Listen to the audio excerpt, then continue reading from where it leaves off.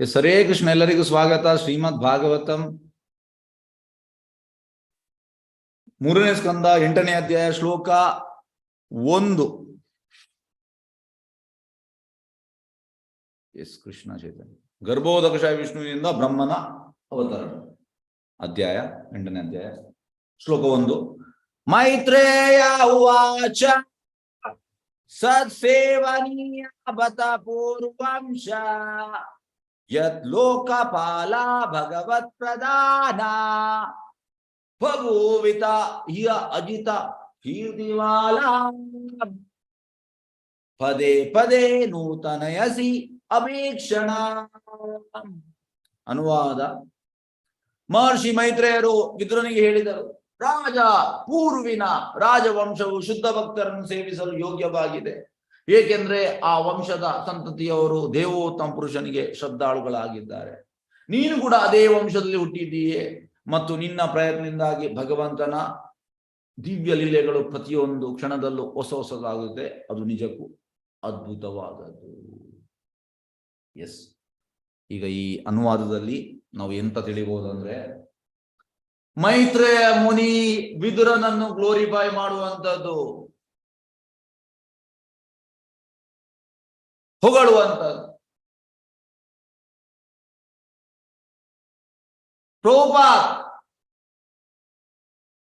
ಪ್ರಭುಪಾದ್ ನಿತ್ಯ ಸಿದ್ಧರು, ಶುದ್ಧ ಭಕ್ತರು. ಪ್ರಭುಪಾದ್ ಅಮೆರಿಕಕ್ಕೆ ಹೋದ್ರು. ಅಮೆರಿಕಕ್ಕೆ ಹೋಗಿ ಈ ಮೂವ್ಮೆಂಟ್ ಸ್ಟಾರ್ಟ್ ಆಯಿತು, ಪ್ರೋಗ್ರೆಸ್ ಆಯಿತು. ಪ್ರಭುಪಾದ್ ಮತ್ತೆ ಕಡೆಗೆ ಆಲ್ಮೋಸ್ಟ್ 10 ವರ್ಷದ ನಂತರ 75 ಪ್ರಭುಪಾದ್ ಹೇಳುವಂಥದ್ದು. ಹೀಗೆ 108 ದೇವಸ್ಥಾನ ಮಾಡಿದ್ರು ಪ್ರಭುಪಾದಾಗ. 10,000 ಜನ ಫುಲ್ ಟೈಮ್ ಸೇರಿದ್ರು ಪ್ರಭುಪಾದ್ ಮೂವ್ಮೆಂಟ್ಗೆ. ಲಕ್ಷಗಳ ಜನರು ಇದನ್ನು ಆಕ್ಸೆಪ್ಟ್ ಮಾಡಿದ್ರು. ಆಗ ಪ್ರಭುಪಾದ್ ಹೇಳುವಂಥದ್ದು, if anything credit goes, it goes to my guru Maharaj and you people, my disciples. Just by having your association, I can do this. ಇದರ ಅರ್ಥ ಎಂತ?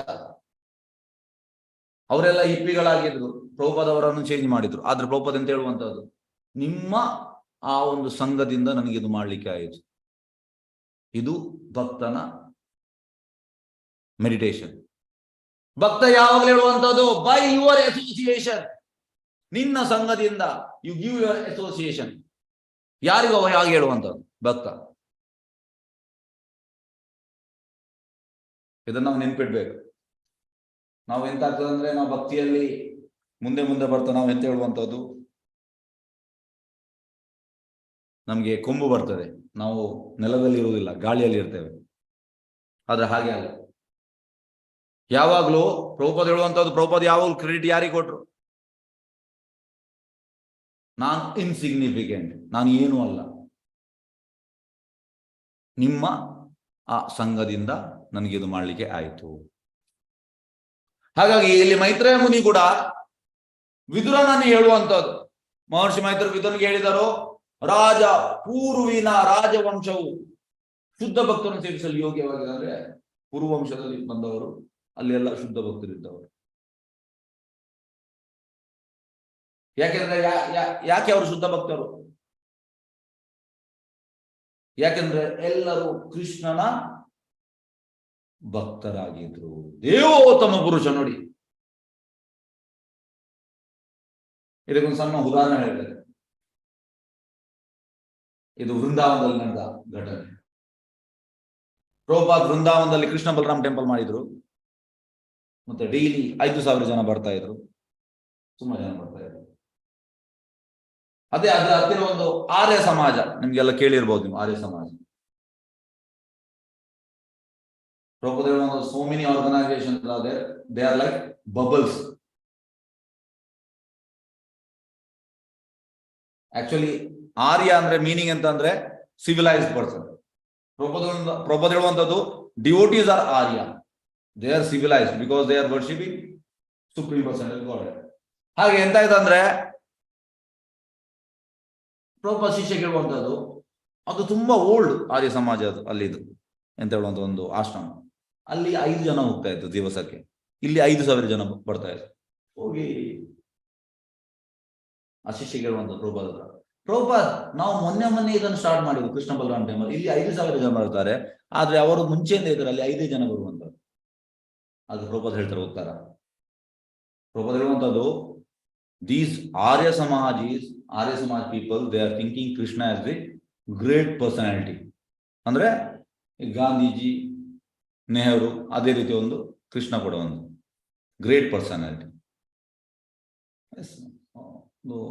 ಅಂತ ಉತ್ತಮ ಪುರುಷ. ಅಂದ್ರೆ ಈ ಸೋಕಾಲ್ಡ್ ಪೊಲಿಟಿಷಿಯನ್ಗೆ ನಾವು ಕೊಡ್ತೇವಲ್ಲ ವ್ಯಾಲ್ಯೂ, ಅದೇ ರೀತಿ ಕೃಷ್ಣನನ್ನು ಕೂಡ ಒಂದು ನೆಲೆಯಲ್ಲಿ ಇಟ್ಟಿದ್ದಾರೆ.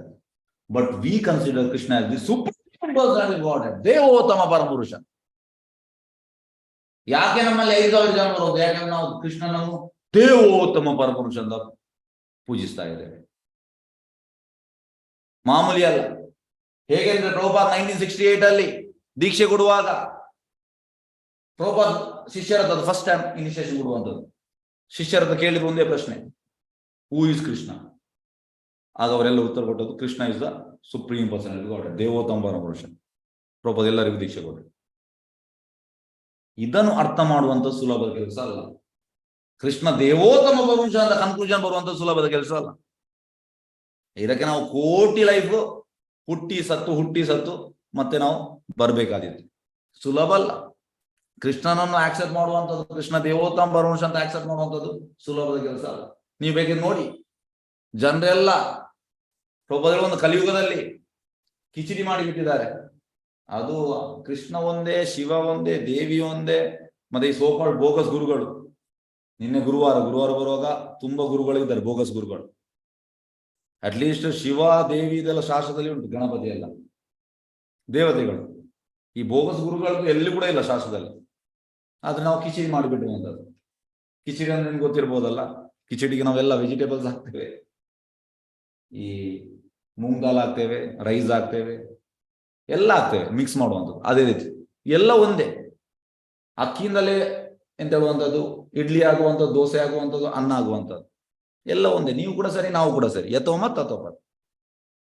ಇದ್ರಲ್ಲಿ ತಪ್ಪು ಸರ್. ಹಾಗಾಗಿ ಈ ಸಾಕ್ಷಾತ್ಕಾರ ಭಗವಂತ ಕೊಡುವುದಿಲ್ಲ ಸುಲಭದಲ್ಲಿ. ಇದು ಸುಲಭದಲ್ಲಿ ಸಿಗುವುದಿಲ್ಲ, ಇದಕ್ಕೆ ನಾವು ಪ್ರೈಸ್ ಪೇ ಮಾಡಬೇಕು. ಪ್ರಭುಪಾದ ಹೇಳುವಂಥದ್ದು, ಕೃಷ್ಣನನ್ನು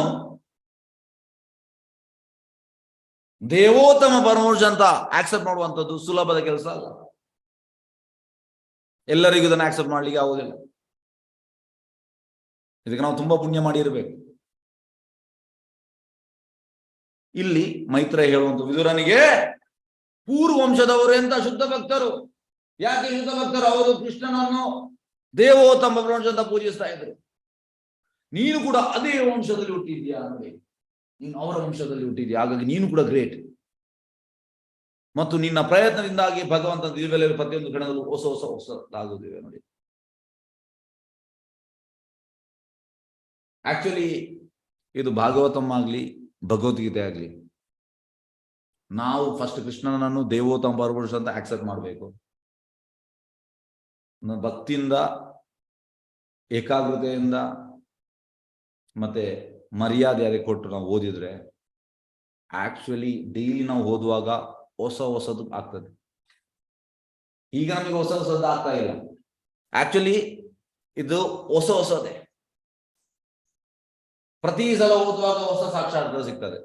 ಯಾಕೆಂದ್ರೆ ಇದು ಟೋಟಲ್ ದಿವ್ಯವಾದದ್ದು, ಟ್ರಾನ್ಸೆಂಡೆಂಟಲ್ ನೋಡಿ, ದಿವ್ಯ ಲೀಲೆ. ಇಲ್ಲಿದು ಭೌತಿಕದಲ್ಲ, ಇದು ಟೋಟಲಿ ಆಧ್ಯಾತ್ಮಿಕ. ಆದ್ರೆ ನಾವೀಗ ಭೌತಿಕದಲ್ಲಿ ಕಲುಷಿತವಾಗಿದ್ದೇವೆ, ನಮ್ಗೆ ಇದು ಆಧ್ಯಾತ್ಮಿಕ ಅಂತ ಗ್ರಹಿಸ್ಲಿಕ್ಕೆ ಆಗ್ತಾ ಇಲ್ಲ. ಆದರೆ ಇಲ್ಲಿ ನೋಡಿ, ವಿದುರ ಶುದ್ಧ ಭಕ್ತ, ಮೈತ್ರೇಯ ಎಂತ ಹೇಳುವಂಥದ್ದು, ನಿನ್ನ ಪ್ರಯತ್ನದಿಂದಾಗಿ ಭಗವಂತನ ದಿವ್ಯ ಲೀಲೆಗಳು ಪ್ರತಿಯೊಂದು ಕ್ಷಣದಲ್ಲೂ ಹೊಸದಾಗುತ್ತಿವೆ. ಅದು ನಿಜಕ್ಕೂ ಅದ್ಭುತವಾದದ್ದು. ಈಗ ಭಾವಾರ್ಥಕ್ಕೆ ಹೋಗುವ. ಭಾವಾರ್ಥ ಬೈ ಡಿವೈನ್ ಗ್ರೇಸ್ ಅಭಯ ಶರಣಾನ್ ಭಕ್ತಿವೇದಾಂತ ಸ್ವಾಮಿ ಶೀಲ ಪ್ರಭುಪಾದ್ ಕಿ ಜೈ. ಮಹರ್ಷಿ ಮೈತ್ರೇಯರು ವಿದುರನಿಗೆ ಧನ್ಯವಾದವನ್ನು ಅರ್ಪಿಸಿ ಅವನ ವಂಶದ ಮಹಾತ್ಮೆಯ ಬಗ್ಗೆ ಪ್ರಶಂಸಿದರು. ಧನ್ಯವಾದ ಅರ್ಪಣೆ ಮಾಡ್ತಾ ಇದ್ದಾರೆ ಮೈತ್ರಿ. ಮತ್ತೆ ಅವನ ವಂಶವನ್ನು ಹೊಗಳ್ತಾ ಇದ್ದಾರೆ. ಈಗ ಹೇಗಂದ್ರೆ ನಾವು ದೇವಸ್ಥಾನಕ್ಕೆ ಹೋಗ್ತೇವೆ, ನಮ್ಗೆ ಪ್ರೊಸೆಸ್ ಗೊತ್ತಿಲ್ಲ. ನಾವು ದೇವಸ್ಥಾನಕ್ಕೆ ಹೋಗಿ ಕೇಳುವುದಂತ, ನನ್ನ ಮಗಳಿಗೆ ಒಳ್ಳೇದು ಮಾಡಿ, ಮಗನಿಗೆ ಒಳ್ಳೇದು ಮಾಡಿ, ಗಂಡನಿಗೆ ಒಳ್ಳೇದು ಮಾಡಿ, ಹೆಂಡತಿಗೆ ಒಳ್ಳೇದು ಮಾಡಿ, ತಂದೆಗೆ ಒಳ್ಳೇದು ಮಾಡಿ, ತಾಯಿಗೆ ಒಳ್ಳೇದು ಮಾಡಿ, ಅಕ್ಕನಿಗೆ ಒಳ್ಳೇದು ಮಾಡಿ, ತಂಗಿಗೆ ಒಳ್ಳೇದು ಮಾಡಿ, ಇದೆಲ್ಲ ಕೇಳ್ತೇವೆ. ಇದೆಲ್ಲ ಭೌತಿಕ ಸರ್. ನೀವು ಕೇಳಿದ್ರು ಕೂಡ ಅದು ನಿಮ್ಮ ಟೈಮ್ ಬರುವುದು, ನಿಮ್ಮ ಕರ್ಮಾನುಸಾರ ಬರ್ತದೆ. ಮತ್ತೆ ಎಂತ ನಾವು ಮಾಡ್ಬೇಕು? ದೇವಸ್ಥಾನಕ್ಕೆ ಹೋಗಿ ಫಸ್ಟಿಗೆ ನಾವು ಭಗವಂತನನ್ನು ಹೊಗಳ್ಬೇಕು. ಗ್ಲೋರಿಫಿಕೇಶನ್. ಹೇಗೆಂದು ಅರ್ಜುನ ಹೇಳ್ತಾನೆ 10ನೇ ಅಧ್ಯಾಯದಲ್ಲಿ 12ನೇ ಶ್ಲೋಕ, ಪರಂ ಬ್ರಹ್ಮ ಪರಂ ಧಾಮ ಪವಿತ್ರಂ ಪರಮಂ ಭವ ಪುರುಷಂ ಶಾಶ್ವತಂ ದಿವ್ಯಂ. ಈ ರೀತಿ ಹೇಳ್ತಾನೆ, ಹೊಗಳ್ತಾನೆ. ಹಾಗಾಗಿ ಯಾವಾಗಲೂ ಹೊಗಳುವುದು ಕಲಿಬೇಕು. ಯಾರನ್ನು ಹೊಗಳುವಂಥದ್ದು? ನಮ್ಮನ್ನು ಯಾರಾದ್ರೂ ಹೊಗಳು ನಮಗೆ ಖುಷಿ ಆಗ್ತದೆ.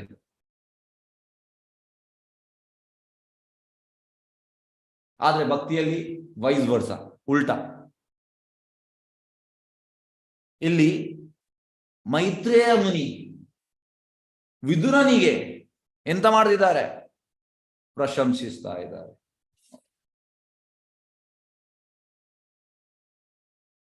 ಪೂರ್ವಂಶವು ದೇವೋತ್ತಮ ಪುರುಷನ ಭಕ್ತರಿಂದ ತುಂಬಿದ್ದು, ಅದರಿಂದಾಗಿ ವೈಭವಪೂರ್ಣವಾಗಿತ್ತು. ಪ್ರಭುಪಾದ ಹೇಳುವಂತದ್ದು, where there are devotees of lord, that place itself is Vaikuntha. ಎಲ್ಲಿ ಕೃಷ್ಣನ ಭಕ್ತರಿರ್ತದೆ ಅದೇ ಜಾಗ ವೈಕುಂಠ ಅಂತೆ. ಯಾಕೆ? ಅಲ್ಲಿ ಆಗುವಂತ ಆಕ್ಟಿವಿಟೀಸ್ ಎಲ್ಲವೂ ದಿವ್ಯವಾದದ್ದು. ಗೋಲೋಕದಲ್ಲಿ ಆಗುವಂತ ಆಕ್ಟಿವಿಟೀಸ್ ಶುದ್ಧ ಭಕ್ತರು ಇಲ್ಲಿ ಕೂಡ ಮಾಡುವಂತದ್ದು. ಹಾಗಾಗಿ ಆ ಜಾಗವು ವೈಭವಪೂರ್ಣವಾಗಿರುತ್ತದೆ. ಯಾಕೆಂದ್ರೆ ಅಲ್ಲಿ ಭಗವಂತನ ಗ್ಲೋರಿಫಿಕೇಶನ್ ಆಗುವಂಥದ್ದು. ನೆಕ್ಸ್ಟ್ ನೋಡಿ, ಅವರು ನಿರಾಕಾರ ಬ್ರಹ್ಮನ್ನಾಗಲಿ ಅಥವಾ ಅಂತರ್ಯಾಮಿ ಪರಮಾತ್ಮನಿಗಾಗಲಿ ಅಂಟಿಕೊಂಡರಿಲ್ಲ. ಇದೆಲ್ಲ ಪಾರ್ಷಿಯಲ್ ಸಾಕ್ಷಾತ್ಕಾರ, ರಿಯಲೈಸೇಷನ್. ಯಾವುದು? ಬ್ರಹ್ಮೇತಿ ಪರಮಾತ್ಮೇತಿ. ಬ್ರಹ್ಮೇತಿ ಅಂದ್ರೆ ಜ್ಞಾನಿ, ಪರಮಾತ್ಮೇತಿ ಅಂದ್ರೆ ಯೋಗಿ, ಭಗವಾನೇತಿ ಅಂದ್ರೆ ಭಕ್ತ. ಸತ್ ಚಿತ್ ಆನಂದ. ಸತ್ ಅಂದ್ರೆ ನಿತ್ಯವಾದದ್ದು, ಇಟರ್ನಲ್. ಚಿತ್ ಅಂದ್ರೆ ಜ್ಞಾನ, ನಾಲೆಜ್. ಆನಂದ ಅಂದ್ರೆ ಬ್ಲಿಸ್, ಹ್ಯಾಪಿನೆಸ್. ಹಾಗಾಗಿ ಸತ್ ಸಾಕ್ಷಾತ್ಕಾರ ಪೂರ್ತಿ ಸಾಕ್ಷಾತ್ಕಾರ ಅಲ್ಲ, ಸತ್ ಚಿತ್ ಅದು ಕೂಡ ಪೂರ್ತಿ ಅಲ್ಲ. ಸತ್ ಚಿತ್ ಆನಂದ, ಸಚಿದಾನಂದ ವಿಗ್ರಹ ಕೃಷ್ಣ ಸಚಿದಾನಂದ, ಭಗವಾನ್ ಸಾಕ್ಷಾತ್ಕಾರ ಪೂರ್ತಿ ಸಾಕ್ಷಾತ್ಕಾರ. ಹಾಗಾಗಿ ದೇವೋತ್ತಮ ಪುರುಷನಾದ ಭಗವಂತನೊಂದಿಗೆ ನೇರವಾಗಿ ಸಂಬಂಧ ಉಳ್ಳವರಾಗಿದ್ದಾರೆ. ಅದಕ್ಕೆ ವೈಭವಪೂರ್ಣ. ಗೊತ್ತಾಯ್ತಾ? ಜ್ಞಾನಿ ಕೂಡ ಅಶಾಂತಿ, ಯೋಗಿ ಕೂಡ ಅಶಾಂತಿ, ಕೃಷ್ಣ ಭಕ್ತ ಕೇವಲ ಶಾಂತ. ಯಾಕೆಂದ್ರೆ ಭಗವಾನ್ ಸಾಕ್ಷಾತ್ಕಾರದಲ್ಲಿದ್ದಾರೆ. ಆದ್ದರಿಂದ ಅವರು ಭಗವಂತನಿಗೆ ಮತ್ತು ಅವನ ಶುದ್ಧ ಭಕ್ತರಿಗೆ ಸೇವೆ ಸಲ್ಲಿಸಲು ಯೋಗ್ಯರಾಗಿದ್ದಾರೆ. ಭಗವಾನ್ ಸಾಕ್ಷಾತ್ಕಾರ ಇದ್ದವ ಮಾತ್ರ ಯೋಗಿ ಆಗುವಂಥದ್ದು. ಪರಮಾತ್ಮ ಸಾಕ್ಷಾತ್ಕಾರ ಮತ್ತೆ ಈ ನಿರಾಕಾರ ಬ್ರಹ್ಮ ಸಾಕ್ಷಾತ್ಕಾರ ಅಲ್ಲ. ಫಸ್ಟ್ ಆಫ್ ಆಲ್ ಅವರು ಒಪ್ಪುವುದೇ ಅಲ್ಲ ಭಗವಾನ್ ಸಾಕ್ಷಾತ್ಕಾರವನ್ನು. ಹಾಗಾಗಿ ಎಲಿಜಿಬಿಲಿಟಿ ಉಂಟಲ್ಲ, ಪ್ರಭುಪಾದ ಹೇಳುವಂಥದ್ದು, first you deserve then you desire. First ನಮ್ಗೆ ಅರ್ಹತೆ ಇರ್ಬೇಕಂದ್ರೆ ಮತ್ತೆ ನಾವು ಇಚ್ಛಿಸ್ಬೇಕು. ಹಾಗಾಗಿ ಶುದ್ಧ ಭಕ್ತರಿಗೆ ಮತ್ತೆ ಭಗವಂತನಿಗೆ ಸೇವೆ ಸಲ್ಲಿಸಲಿಕ್ಕೆ ನಮ್ಗೆ ಎಲಿಜಿಬಿಲಿಟಿ ಬೇಕು. ಜ್ಞಾನಿಗೆ ಇಲ್ಲ, ಯೋಗಿಗೆ ಇಲ್ಲ, ಭಕ್ತನಿಗೆ ಮಾತ್ರ ಇರುವಂಥದ್ದು. ಪ್ರಭುಪಾದ ಹೇಳುವಂಥದ್ದು, this movement is devotional service, ಭಕ್ತಿ ಸೇವೆ. ಹಾಗಾಗಿ ಈ ಭಕ್ತಿ ಸೇವೆ ಸುಲಭದಲ್ಲಿ ಸಿಗುವುದಿಲ್ಲ. ಇದಕ್ಕೆ ನಾವು ಪ್ರೈಸ್ ಪೇ ಮಾಡಬೇಕು. ಹಾಗಾಗಿ ಭಗವಂತನಿಗೆ ಸೇವೆ ಮಾಡುವ ಮುಂಚೆ ನಾವು ಶುದ್ಧ ಭಕ್ತರಿಗೆ ಸೇವೆ ಮಾಡಬೇಕು. ಶುದ್ಧ ಭಕ್ತರಿಗೆ ಸೇವೆ ಮಾಡಿದ್ರೆ ಮತ್ತೆ ಭಗವಂತ ವ್ಯವಸ್ಥೆ ಮಾಡ್ತಾನೆ ಭಗವಂತನಿಗೆ ಸೇವೆ ಮಾಡುವಂಥದ್ದು. ಅದು ಒಂದಕ್ಕೆ ಒಂದು ಲಿಂಕ್, ರಿಲೇಟೆಡ್.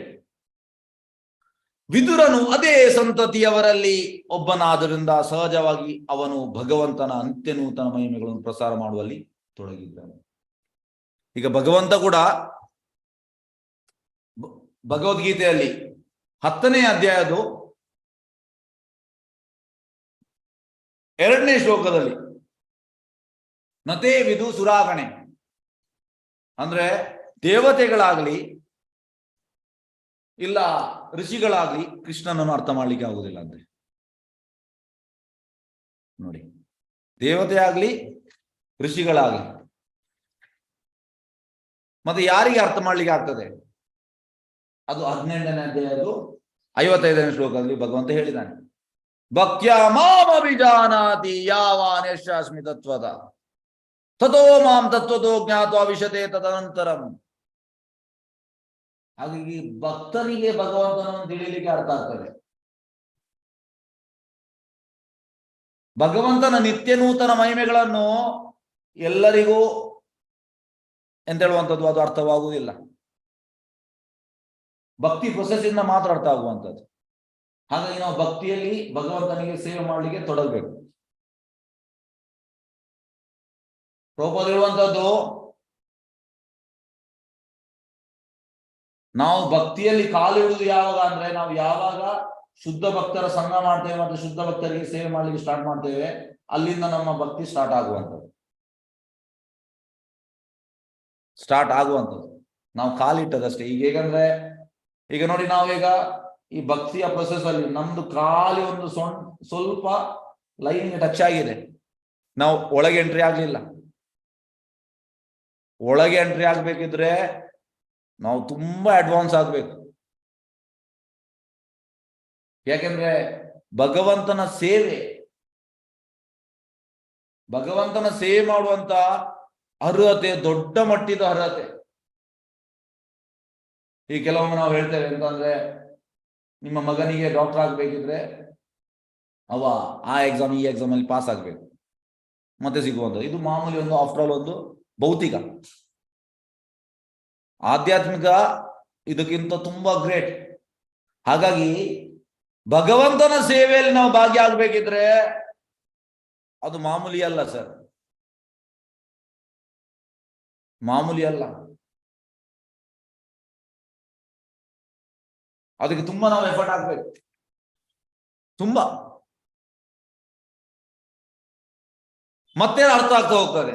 ಹಾಗೆ ಇಲ್ಲಿ ಕೂಡ ಸಹಜವಾಗಿ ಅವನು ಭಗವಂತ ನಿತ್ಯ ಮಹಿಮೆಯನ್ನು ಪ್ರಸಾರ ಮಾಡೋದು ತೊಡಗಿದೆ. ಯಾಕೆಂದ್ರೆ ಅವ ಭಗವಂತನ ಶುದ್ಧ ಭಕ್ತ. ಮೈತ್ರೇಯರು ವಿದುರನಂತವರ ಅಮೋಘ ಸಹವಾಸ ಲಭ್ಯವಾದುದಕ್ಕೆ ಸಂತೋಷ ಪಟ್ಟರು. ನೋಡಿ, ಇದು ಮೂಡ್ ಯಾವಾಗಲೂ ಇರ್ಬೇಕು. ಹೇಗೆಂದ್ರೆ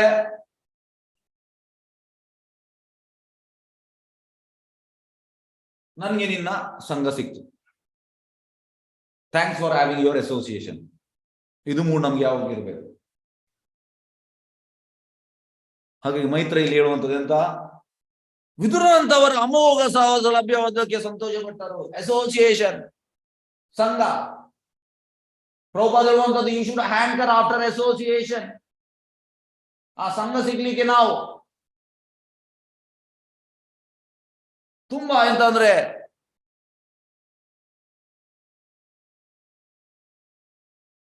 ತುಂಬಾ ಅದರ ಹಿಂದೆ ಇರಬೇಕು. ಎಸ್, ನಮ್ಗೆ ಸಂಘ ಬೇಕು ಬೇಕು ಬೇಕು ಬೇಕು. ಯಾಕೆಂದ್ರೆ ಆ ಭಕ್ತರ ಸಂಘದಿಂದ ಮಾತ್ರ ನಾವು ಮೇಲೆ ಬರ್ಲಿಕ್ಕೆ ಆಗುವಂಥದ್ದು. ಆಕ್ಚುಲಿ ನಾವು ಬಿದ್ದಿದ್ದೇವೆ ಗುಂಡಿಯಲ್ಲಿ, ನಾವೀಗ ಗುಂಡಿಯಲ್ಲಿ ಇದ್ದೇವೆ. ಗುಂಡಿದ ನಮ್ಮನ್ನು ಮೇಲೆ ಎತ್ತುವುದು ಹೇಗೆ? ಸಂಘ ಬೇಕು. ಇದಕ್ಕೊಂದು ಸಣ್ಣ ಉದಾಹರಣೆ ಹೇಳ್ತಾನೆ. ಒಮ್ಮೆ ಕೃಷ್ಣ ಬರ್ತಾನೆ. ಕೃಷ್ಣ ಬಂದು ಹೇಳ್ತಾನೆ, ನಾನು ಕೇವಲ ಅರ್ಧ ಗಂಟೆ ಇರುವಂಥದ್ದು. ನಿಮ್ಗೆ ಎಲ್ಲರಿಗೆ ಎಂತೆಲ್ಲ ಕೇಳಿಕೊಂಡು ಕೇಳಿ, ಎಂತೆಲ್ಲ ಕೇಳಿಕೊಂಡು ಕೇಳಿ.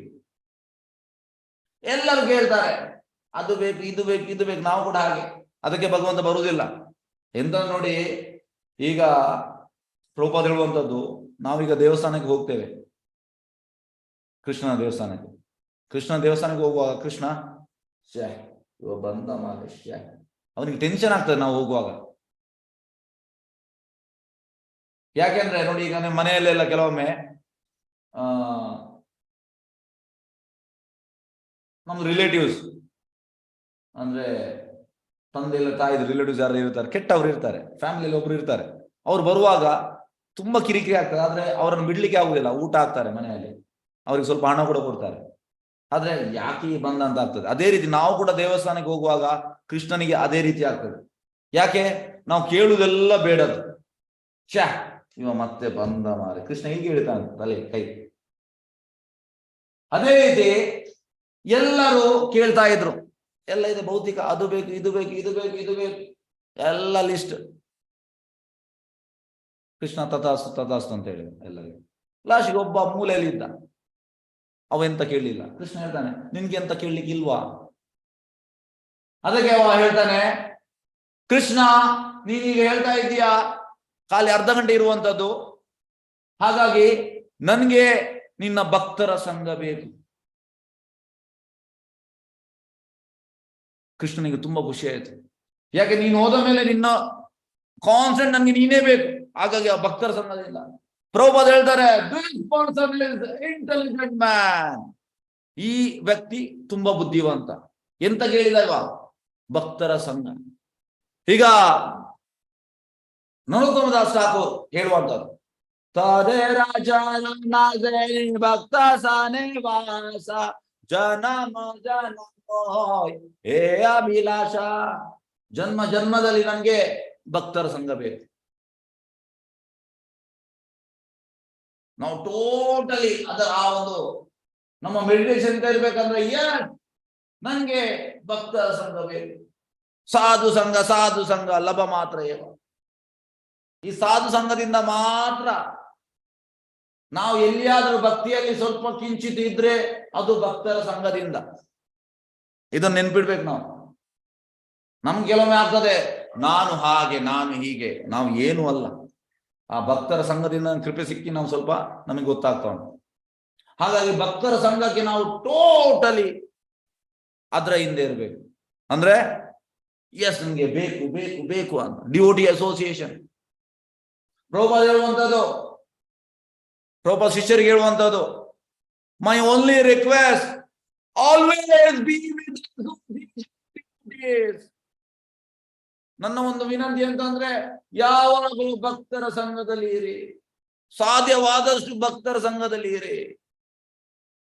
ಯಾಕೆಂದ್ರೆ ಭಕ್ತರ ಸಂಘ ಮಾತ್ರ ನಮ್ಮನ್ನು ರಕ್ಷಣೆ ಮಾಡುವಂಥದ್ದು, ಬೇರೆ ಯಾವುದೂ ಅಲ್ಲ, ಯಾವುದಲ್ಲ. ಹಾಗಾಗಿ ಭಕ್ತರ ಸಂಘಕ್ಕೆ ನಾವು, ಹೇಗೆಂದ್ರೆ ಈ ಮೀನನ್ನು ನಾವು ನೀರಿನಿಂದ ಹೊರಗೆ ತೆಗಿತೇವೆ, ಅದು ಪಟ್ ಪಟ್ ಪಟ್ ಪಟ್ ಪಟ್ ಮಾಡ್ತಾ ಇರ್ತದೆ, ಟ್ರಾಪಿಂಗ್ ಕಂಡೀಷನ್ ಹೀಗೆ ಪಟ್ ಪಟ್ ಪಟ್ ಪಟ್. ಅದೇ ರೀತಿ ನಾವು ಭಕ್ತರ ಸಂಘಕ್ಕೆ ಹೀಗೆ ಆಗ್ಬೇಕಂದ್ರೆ ಪಟ್ ಪಟ್ ಪಟ್ ಆಗ್ಬೇಕು. ನಾವು ಭಕ್ತರ ಸಂಘ ಬೇಕು ಬೇಕು ಬೇಕು. ಭಕ್ತರ ಸಂಘ ಮಾತ್ರ ನಮ್ಮನ್ನು ಡೆಲಿವರಿ ಮಾಡುವಂಥದ್ದು, ಬೇರೆ ಯಾವುದಲ್ಲ. ಹಾಗಾಗಿ ಯಾವಾಗಲೂ ನಾವು ವಿನಂತಿ ಮಾಡ್ಬೇಕಂದ್ರೆ, thank you sir for your kind association. Prabhupada mood ಇದೇ ಇತ್ತು ಯಾವಾಗಲೂ. How can I serve? Thanks for your association. ಇದು ನಮ್ಮ ತಲೆಯಲ್ಲಿ ಓಡ್ತಾ ಇರಬೇಕು. Can I serve you? Thank you for your association. ಇದನ್ನು ನಾವು ರಿಪೀಟ್ ಮಾಡ್ತಾ ಇರಬೇಕು. How can I serve you? Thanks for your association. ಇದು ಭಕ್ತನ ಲಕ್ಷಣ. ಭಕ್ತಿ ಎರಡರನ್ನು ಮರೆಯುವುದಿಲ್ಲವ. ಹೇಗೆ ನಿನ್ನ ಸೇವೆ ಮಾಡುವಂಥದ್ದು ಮತ್ತು ನಿನ್ನ ಸಂಘಕ್ಕೆ ನಾನು ಧನ್ಯವಾದ. ಮೈತ್ರೇಯರು ವಿದುರನಂತ ಅಮೋಘ ಸಹವಾಸ ಲಭ್ಯವಾದುದಕ್ಕೆ ಸಂತೋಷ ಪಟ್ಟರು. ವಿದುರನ ಸಹವಾಸವು ಅತ್ಯಂತ ಅಪೇಕ್ಷಣೀಯವೆಂದು ಅವರು ಭಾವಿಸಿದರು. ನೋಡಿ, ಯಾವಾಗಲೂ ಹೇಗಂದ್ರೆ ನಾವು ಎಣಿಸುವಂಥದ್ದು ನಾನು ಗ್ರೇಟ್ ಅಂತ, ಎದುರಿನವ ಗ್ರೇಟ್ ಅಲ್ಲ.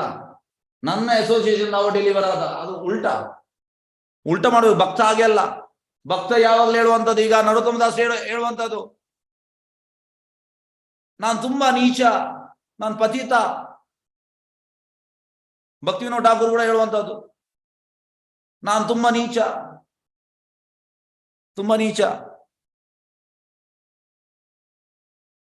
ಕೃಷ್ಣದಾಸ್ ಕವಿರಾಜ್ ಗೋಸ್ವಾಮಿ ಹೇಳುವಂಥದ್ದು, I am lowest in the worm in the stool. ನಾನು ಮಲದಲ್ಲಿರುವ ಕೀಟಕ್ಕಿಂತ ಕೂಡ ನನ್ನ ನೀಚ. ಆಕ್ಚುಲಿ ಅವರು ನೀಚ ಅಲ್ಲ, ಮೂವರು ಕೂಡ ಅವರು ಪ್ಯೂರ್ ಡಿವೋಟೀಸ್, ಶುದ್ಧ ಭಕ್ತರು. ಅದು ಶುದ್ಧ ಭಕ್ತ ಯಾವಾಗಲೂ ಆ ರೀತಿ ಎಣಿಸುವಂಥದ್ದು. ಆದ್ರೆ ನಾವು ಹಾಗೆ ಅಲ್ಲ, ನಾನು ಶ್ರೇಷ್ಠ, ಎದುರಿನವ ನೀಚ. ಶ್ರೀಲ ಭಕ್ತಿಸಿದಂತ ಸರಸ್ವತಿ ಠಾಕೂರ್ ಹೇಳುವಂತದ್ದು, always find faults with in you. ಹಾಗಾಗಿ you should be strict to yourself, lenient with others. ನಾವೀಗ ಹೇಗೆ ಮಾಡುದು ಅಂದ್ರೆ, ಇನ್ನೊಬ್ಬರ ಹತ್ರ ನಾವು ಸ್ಟ್ರಿಕ್ಟ್, ಅವ ಹಾಗೆ ಮಾಡಿದ, ಹೀಗೆ ಮಾಡಿದ ಅಂತ. ನಮ್ಮಲ್ಲಿ ನಾವು ತುಂಬಾ ಲೀನಿಯಂಟ್. ಆಕ್ಚುಲಿ ಉಲ್ಟಾ ಆಗ್ಬೇಕು, ನಮ್ಮಲ್ಲಿ ನಾವು ಸ್ಟ್ರಿಕ್ಟ್ ಮಾಡ್ಬೇಕು, ಇನ್ನೊಬ್ಬರ ಹತ್ರ ಲೀನಿಯಂಟ್ ಆಗ್ಬೇಕು. ತಪ್ಪು ಹುಡುಕುವುದರಲ್ಲಿ ವಿಮುಖತೆ, ನಾವು ಅದೊಂದು ಕ್ವಾಲಿಟಿ ನಮ್ಗೆ ಒಳ್ಳೆ ಗೊತ್ತುಂಟು, ಇನ್ನೊಬ್ಬರಲ್ಲಿ ತಪ್ಪು ಹುಡುಕುವಂಥದ್ದು ಇಲ್ಲ. ಶುದ್ಧ ಭಕ್ತರಾಗಿ ಅಲ್ಲ. ನೋಡಿ ಎಂತ ಹೇಳ್ತಿದ್ದಾರೆ ಮೈತ್ರೇಯ ಮುನಿ, ವಿದುರನ ಸಹವಾಸವು ಅತ್ಯಂತ ಅಪೇಕ್ಷಣೀಯವೆಂದು ಅವರು ಭಾವಿಸಿದರು. ವಿದುರನ ಅಸೋಸಿಯೇಷನ್ ಅಪೇಕ್ಷೆ. ಈಗ ಮೈತ್ರೇಯ ಮುನಿ ವಿದುರನಿಗೆ ಹೇಳುವಂಥದ್ದು, ವಿದುರ ಶಿಷ್ಯ, ಮೈತ್ರೇಯ ಮುನಿ ಗುರು. ಆದ್ರೆ ಇಲ್ಲಿ ಉಲ್ಟಾ ನೋಡಿ, ಕಂಪ್ಲೀಟ್ ಉಲ್ಟಾ. ಹಾಗಾಗಿ ನಾವು ಈ ಆಧ್ಯಾತ್ಮಿಕ ಒಂದು ಭೌತಿಕವನ್ನು ನಾವು ಒಟ್ಟೊಟ್ಟಿಗೆ, ಈಗ ನೀವು ಕಂಪನಿಯಲ್ಲಿ ಇದ್ದೀರಿ, ನೀವು ಮ್ಯಾನೇಜರ್ ನಿಮ್ಮ ಅಂಡರ್ ವರ್ಕರ್ ಇದ್ದಾರೆ, ನೀವು ಈ ರೀತಿ ಹೇಳ್ತೀರಾ? ಇಲ್ಲ, ಉಲ್ಟಾ. ಅವ ಹೇಳ್ತಾನೆ, ಆಗ ನಿಮಗೆ ಖುಷಿ ಆಗ್ತದೆ. ಎಸ್ ನಾನು ಮ್ಯಾನೇಜರ್, ನಾನು ಚೀಫ್ ಮ್ಯಾನೇಜರ್. ಯಾಕಂದ್ರೆ ಭೌತಿಕದಲ್ಲಿ ಉಲ್ಟಾ, ಆಧ್ಯಾತ್ಮಿಕದಲ್ಲಿ ಬೇರೆ. ಅಂದ್ರೆ ಅದನ್ನು ನಾವು ತುಲನೆ ಮಾಡ್ಲಿಕ್ಕೆ ಆಗುವುದಿಲ್ಲ. ಏಕೆಂದ್ರೆ ಅಂತಹ ಸಂಘವು ಭಕ್ತಿ ಸೇವೆಯ ಬಗೆಗೆ ಒಬ್ಬನ ಸೂಕ್ತ ಪ್ರವೃತ್ತಿಗಳನ್ನು ತೀವ್ರಗೊಳಿಸಬಹುದೆಂದು ಭಾವಿಸಿದರು. ನೋಡಿ, ನಮ್ಗೆ ಭಕ್ತಿ ಸೇವೆಯಲ್ಲಿ ಅಡ್ವಾನ್ಸ್ ಆಗ್ಬೇಕಿದ್ರೆ ನಾವು ಯಾವಾಗ್ಲೂ ಈ ಹಂಬಲ್ ಆಟಿಟ್ಯೂಡ್ ಅಲ್ಲಿ ಇರ್ಬೇಕು. ನಾವು ತುಂಬಾ ಹಂಬಲ್ ಆಗ್ಬೇಕು. ನಾವು ಪ್ರಭುಪಾದ ಹೇಳುವಂತದ್ದು, meek and humble should be like kanthimala. ನಮ್ಮ ಕುತ್ತಿಗೆಯಲ್ಲಿ ಕಂಠಿಮಾಲ ಉಂಟಲ್ಲ, ಅದೇ ರೀತಿ ನಮ್ರತೆ ಇರ್ಬೇಕಂತೆ. ವೈಕುಂಠ ಹೋಗ್ಲಿಕ್ಕೆ ಅರ್ಹತೆ ಮೀನ್ ಅಂತಂದ್ರೆ ನಮ್ರತೆ, ಜಂಬವಿಲ್ಲದಿರುವುದು, ಪ್ರೈಡ್ಲೆಸ್ನೆಸ್, ಜಂಬ ಇರಬಾರ್ದು,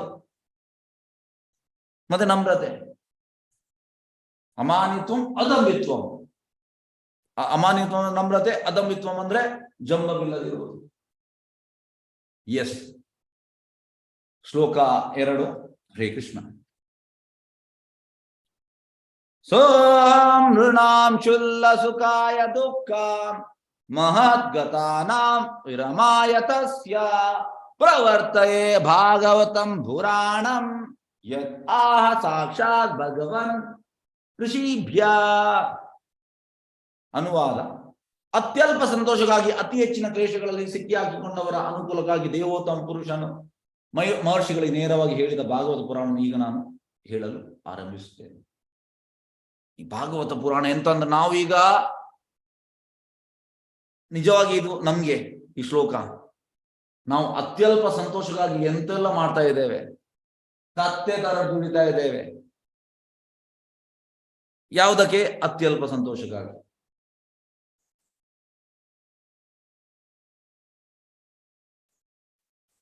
ಶೀತ ಆಟಪ ಬಾಡ ಬರೀಶನ ಎದಿನ ಜಾಮಿ ಜಾಗಿರೆ ಬಿಫಲೆ ಸೇವಿನೋ ಕೃಪಣ ದುರಜನ ಚಪಲ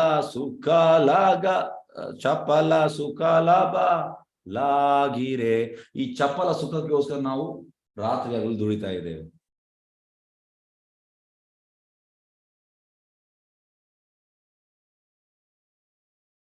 ಆಕ್ಚುಲಿ ನಮ್ಮ ಈ ಅತ್ಯಲ್ಪ ಸುಖಕ್ಕೋಸ್ಕರ ಎಂತೆಲ್ಲ ಮಾಡ್ತಾ ಇದ್ದೇವೆ, ನಾವು ಎಂತೆಲ್ಲ ಮಾಡ್ತಾ ಇದ್ದೇವೆ. ಆಕ್ಚುಲಿ ಅದರಲ್ಲಿ ಸುಖವಿಲ್ಲ. ಆದ್ರೆ ನಮ್ಗೆ ಅದೊಂದು ಎಂತ ಹೇಳೋದು, ಅಡಿಕ್ಷನ್ ಪ್ರಭೋದ ಹೇಳುವಂಥದ್ದು.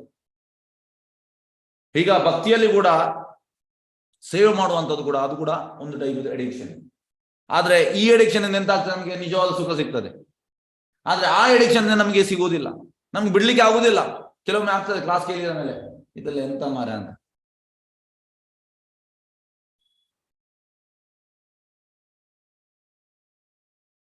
ಹಾಗಾಗಿ ನಾವೀಗ ಅತ್ಯಲ್ಪ ಸಂತೋಷಕ್ಕಾಗಿ ಅತಿ ಹೆಚ್ಚಿನ ಕ್ಲೇಶಗಳ ಸಿಕ್ಕಿಯಾಗಿ ಆಕ್ಚುಲಿ ನಾವು ಎಂತಂದ್ರೆ, ಈ ಅತ್ಯಲ್ಪ ಸಂತೋಷಕ್ಕಾಗಿ ನಾವು ಎಂತ ಮಾಡ್ತಾ ಇದ್ದೇವೆ, ಇದರಿಂದ ನಾವು ಆ ಬಲೆಯಲ್ಲಿ ಬಿದ್ದಿದ್ದೇವೆ. ಈ ಕಾಡು ಗಿಚ್ಚು ಪ್ರಭುಪಾದ ಹೇಳುವಂತದ್ದು, ಆಕ್ಚುಲಿ ನಾವು ಕಾಡು ಗಿಚ್ಚಿನ ಒಳಗಿದ್ದೇವೆ. ದಗ ದಗ ದಗ ದಗ ಅಂತ ಬೆಂಕಿ ಉರಿತಾ ಉಂಟು, ನಮ್ಗೆ ಹೊರಗೆ ಬರ್ಲಿಕ್ಕೆ ಆಗ್ತಾ ಇಲ್ಲ. ಯಾಕೆಂದ್ರೆ ನಾವು ಹೋದಂತ ದಾರಿ ಸರಿ ಇಲ್ಲ. ನಾವು ಅತ್ಯಲ್ಪ ಸಂತೋಷಕ್ಕಾಗಿ ಎಂತೆಂತ ಮಾಡ್ತಾ ಇದ್ದೇವೆ. ಆಕ್ಚುಲಿ ನಾವು ನಿಜವಾದ ಸಂತೋಷಕ್ಕಾಗಿ ಏನ್ ಮಾಡ್ಬೇಕು ಅದು ನಮ್ಗೆ ಗೊತ್ತಿಲ್ಲ. ಹಾಗಾಗಿ ಭಾಗವತಂ ಎಂತ ಮಾಡ್ತದೆ, ನಮ್ಗೆ ಈ ದಾರಿ ಕೊಡ್ತದೆ. ಹೀಗೆ ಅಂದ್ರೆ ಈಗ ನಾವು ಈ ದೇವಸ್ಥಾನ ನಡೆಸುವಾಗ ನಮ್ಗೆ ಕೂಡ ತುಂಬಾ ಪ್ರಾಬ್ಲಮ್ಸ್ ಬರುವುದು. ಯಾಕಂದ್ರೆ ಈ ಭೌತಿಕ ಲೋಕದಲ್ಲಿ ಪ್ರಾಬ್ಲಮ್ಸ್, ಕಷ್ಟಗಳೇ ಬರ್ತದೆ. ಆದ್ರೆ ನಮ್ಗೆ ಅಲ್ಲಿ ಸೊಲ್ಯೂಷನ್ ಉಂಟು ಭಾಗವತಮಲ್ಲಿ. ಪ್ರಭುಪಾದ ಈ ಭಾಗವತಮಲ್ಲಿ ಸೊಲ್ಯೂಷನ್ ಉಂಟು.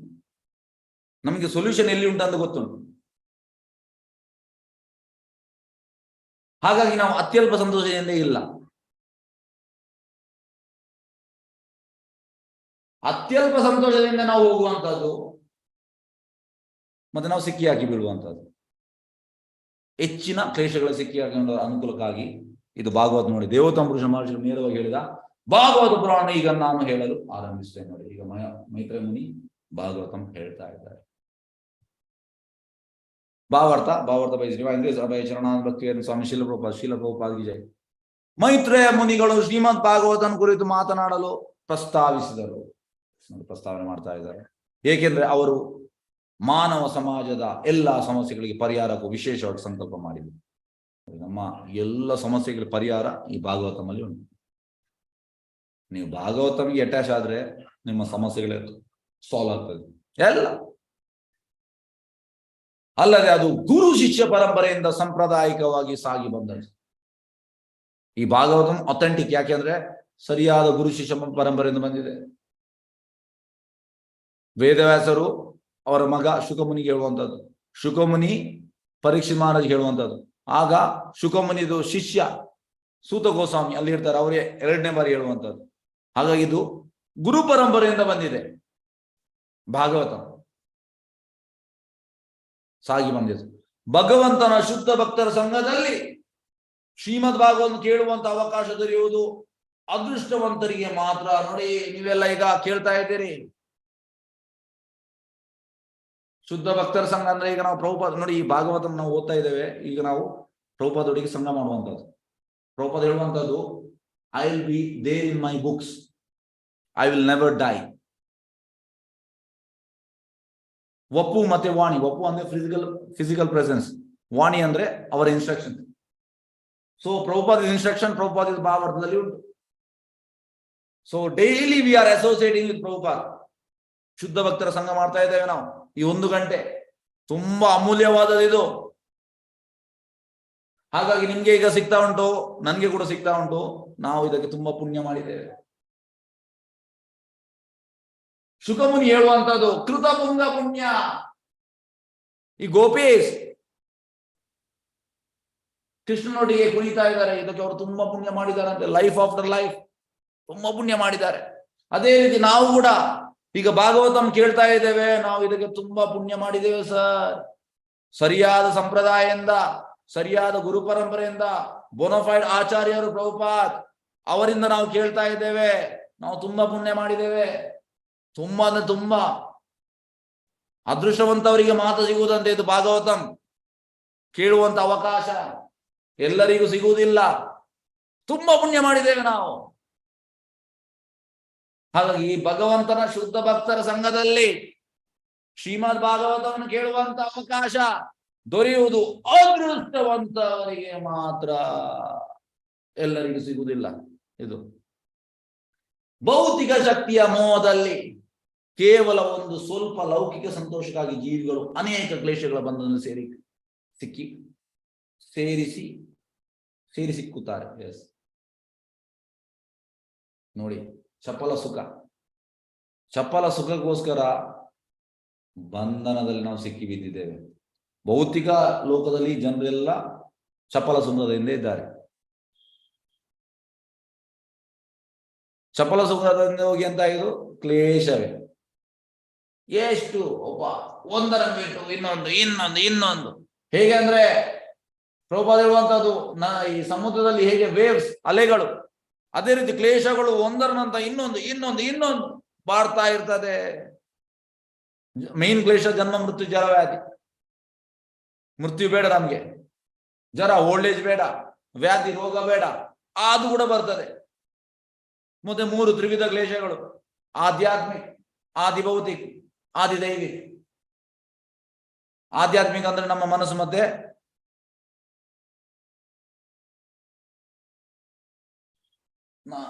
ಅದೇ ನಮ್ಮ ಮನಸ್ಸಿನಿಂದ ಬರುವಂತಹದ್ದು ಕ್ಲೇಶಗಳು. ಆದಿಭೌತಿಕ ಅಂದ್ರೆ ಇನ್ನೊಂದು ಜೀವಿಯಿಂದ, ಆದಿದೈವಿಕ ಅಂದ್ರೆ ದೇವತೆಗಳಿಂದ, ಸುನಾಮಿ ಮತ್ತೊಂದು ಇನ್ನೊಂದು. ಹಾಗೆ ಈ ಕ್ಲೇಶಗಳು ಬರ್ತಾ ಇರ್ತದೆ. ಇದು ಈಗ ಆಧ್ಯಾತ್ಮಿಕ ಕ್ಲೇಶ ಅಂದ್ರೆ ನಾವು ಬಾತ್ರೂಮ್ಗೆ ಹೋಗುವ ಅಲ್ಲಿ ಜಾರಿ ಬಿಡುವಂಥದ್ದು, ಕೆಲವೊಮ್ಮೆ ಕಾಲು ಫ್ರಾಕ್ಚರ್, ಕೈ, ಇದು ಆಧ್ಯಾತ್ಮಿಕ ಕ್ಲೇಶ.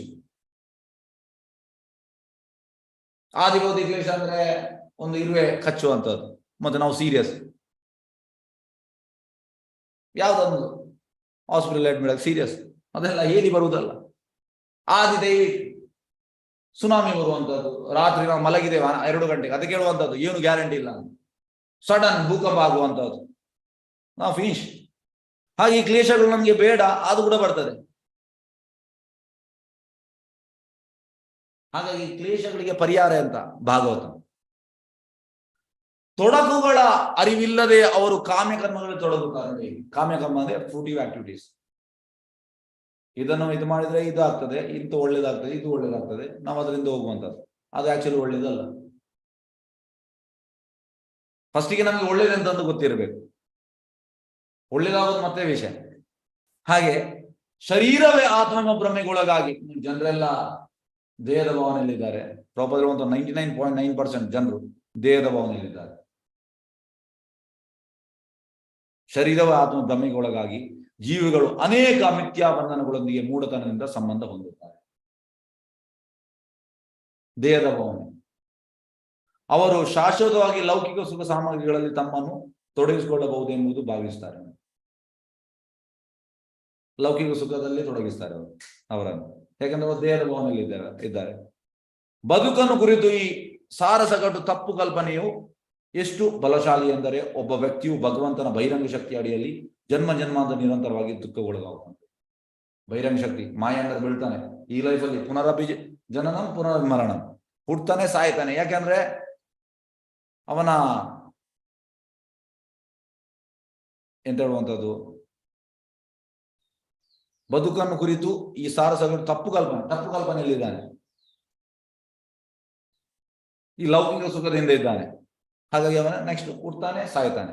ಈ ಲೈಫಲ್ಲಿ ಮನುಷ್ಯ ಆಗಿರ್ಬೋದು, ನೆಕ್ಸ್ಟ್ ಲೈಫಲ್ಲಿ ಪ್ರಾಣಿ ಆಗ್ತಾನೆ, ಇಲ್ಲಾದ್ರೆ ಇನ್ನೊಂದು ಇರುವೆ ಆಗ್ತಾನೆ, ಮತ್ತೊಂದು ಆಗ್ತಾನೆ, ಮೀನ್ ಆಗ್ತಾನೆ.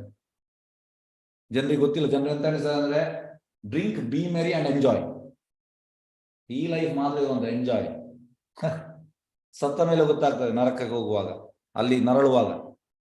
ಇರುವಂತದ್ದು 99.9% ಜನರು ನರಕಕ್ಕೆ ಹೋಗ್ತಾರೆ ಕಲಿಯುಗದಲ್ಲಿ. ಯಾಕೆಂದ್ರೆ ದೇಹದ ಭಾವನೆಯಲ್ಲಿ ಇದ್ದಾರೆ. ಗೊತ್ತಿಲ್ಲ ಅವರಿಗೆ ಆತ್ಮ ಎಂತ, ದೇಹ ಅಂತಂದು ಗೊತ್ತಿಲ್ಲ. ನೆಕ್ಸ್ಟ್ ಲೈಫ್ ಉಂಟು ಅದು ಕೂಡ ಗೊತ್ತಿಲ್ಲ. ದುಃಖಗೊಳಗಾಗುತ್ತಾರೆ ನೋಡಿ. ಒಬ್ಬನು ಭಗವಂತನ ಗ್ರಂಥದೊಂದಿಗೆ ಹಾಗೂ ಭಾಗವತ ಎಂದರೆ ಏನೆಂದು ತಿಳಿದಿರುವ ಭಾಗವತ ಭಕ್ತನೊಂದಿಗೆ, ಒಂದು book Bhagavatam, person Bhagavatam. Person Bhagavata ಅಂದ್ರೆ ಭಾಗವತನಲ್ಲಿ ಇದ್ದನ್ನು ನಾವು ಫಾಲೋ ಮಾಡುವ ಪರ್ಸನ್ ಭಾಗವತ. ಬುಕ್ ಭಾಗವತ ಅಂದ್ರೆ ಈ ಗ್ರಂಥ ಭಾಗವತಂ. ಭಾಗವತ ಭಕ್ತನ ಸಹವಾಸ ಬೆಳೆಸಿದ್ದಾರೆ.